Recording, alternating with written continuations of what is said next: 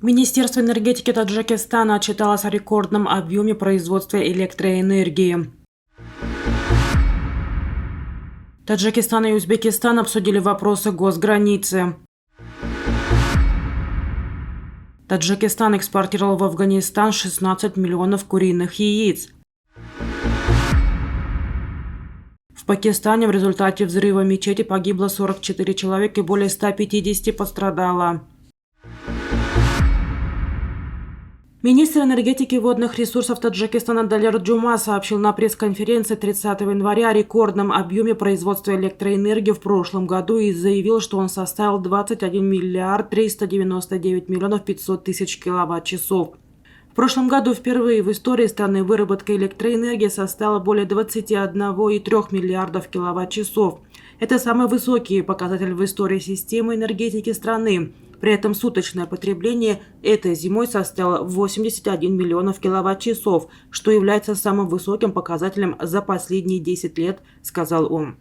Говоря о проблемах системы и жалобах населения страны на лимит, Далер Джума отметил, что в холодные дни проблема с электроэнергией была не только в Таджикистане, но и в Центральной Азии. И в эти дни энергосистеме страны удалось полностью обеспечить людей электроэнергией. Причиной отключения электроэнергии были аварии, сказал министр, однако не сообщил, сколько аварий было зафиксировано в стране в холодные дни. Рекордный рост выработки электроэнергии приходится на период, когда население жаловалось на лимит или ограничения в подаче электроэнергии. С 23 по 30 января в Душанбе состоялась очередная встреча рабочих групп совместно Таджикско-Узбекской демаркационной комиссии. Об этом сообщили в пресс-службе МИД Таджикистана. В ходе встречи обсуждены вопросы прохождения проектной демаркационной линии таджикско-узбекской государственной границы, а также технологический процесс создания демаркационных карт. Кроме того, в рамках переговоров осуществлены полевые обследования отдельных участков таджикско-узбекской государственной границы. Встреча прошла в атмосфере дружбы и взаимопонимания. По итогам мероприятия был подписан соответствующий протокол, говорится в сообщении. Следующая встреча состоится на территории Узбекистана. В 2022 году Таджикистан впервые начал осуществлять поставки в другие страны продукции птицеводства. Так, в Афганистан в прошлом году было экспортировано 16 миллионов куриных яиц, в Узбекистан 3,2 миллиона инкубационных яиц и 23 тонны птичьего мяса. Об этом сегодня сказали на пресс-конференции Министерства сельского хозяйства Таджикистана.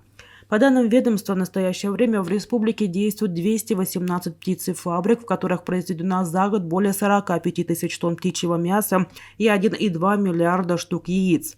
Отметим, что наряду с ростом производства птицеводческой продукции в 2022 году выросли и цены на них. Яйца по сравнению с 2021 годом подорожали на 43,1%, куриное мясо на 10,3%. Специалисты связывают подорожание этих продуктов с ростом себестоимости продукции, так как сильно подорожали птичий корм и транспортные услуги.